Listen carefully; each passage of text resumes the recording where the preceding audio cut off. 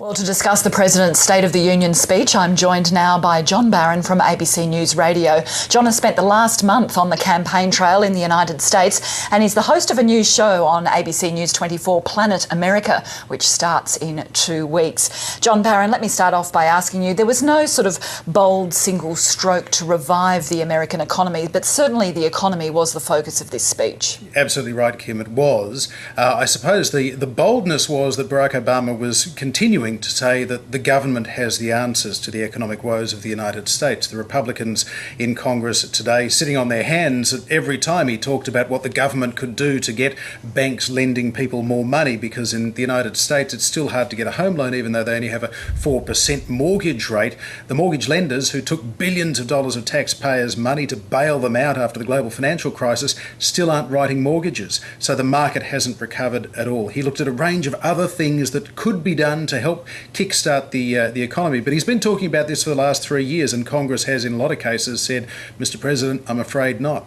And certainly he was talking about the economy even before he was elected. Do you see that this speech is really a bit of a template perhaps for what we might hear from Barack Obama on the campaign trail in the next weeks and months? Yes, given that this is a re-election year and Congress is not likely to approve of most of the things that Barack Obama is saying, it does set up the dynamic of the race that we're expecting. Firstly, that Barack Obama will be campaigning against Congress as much as he'll be campaigning against Mitt Romney or Newt Gingrich or whoever the eventual Republican nominee is. And it was just a happy coincidence perhaps for Barack Obama that on this day when he announced one of the big ticket items in this is that Americans who earn over $1 million a year will pay a 30% tax rate rather than the current 15% that most of them pay. It just so happens that we learned earlier today that Mitt Romney, he made $20 million last year, largely from investments on his stockpile of $250 million made in the 1980s and 90s with Bain Capital, that he's only paying 15%. Well, Mitt Romney now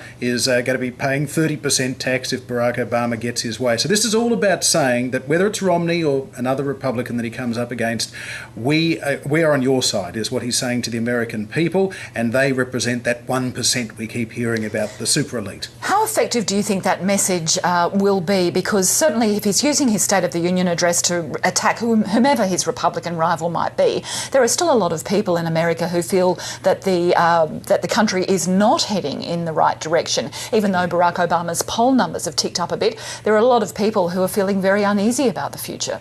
It's absolutely right, and Americans as well. They talk a lot about sort of class warfare and so on, but it's a part of the American national psyche to believe that I could be a millionaire one day. So they're not necessarily wanting millionaires to pay an exorbitant amount of taxation, just their fair share. So we're hearing words like fairness all the time out of Obama's lips, because a lot of Americans, even if they only bring home collectively maybe $100,000 a year in their families, they like to think that they could be making more money, which is why when Obama today, he made a real point of saying that you will not be paying any more tax if you are earning under $250,000 a year for individuals. So that sets the bar relatively high, that Americans can still aspire to do well and to not be slugged by government. I wanted to ask you about foreign policy, because certainly not a lot of this speech was devoted to it.